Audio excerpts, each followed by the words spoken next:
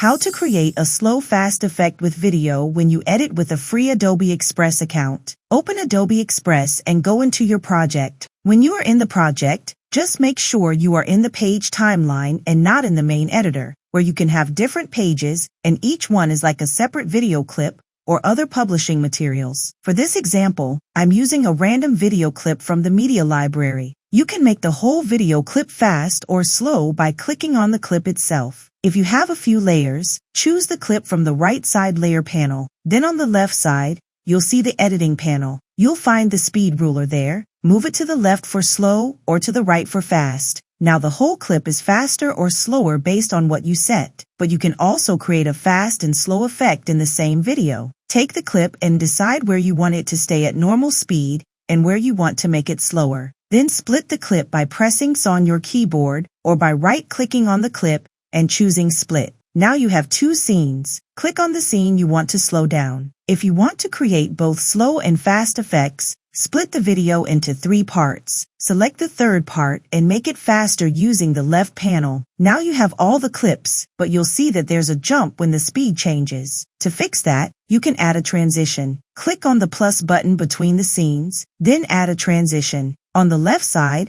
choose the dissolve effect. If the movement between clips still looks too sharp, click on the settings and make the transition shorter. If you'd like to learn more tricks using the video editing tools in Adobe Express, then watch this video next. Like and subscribe, and I'll see you next time.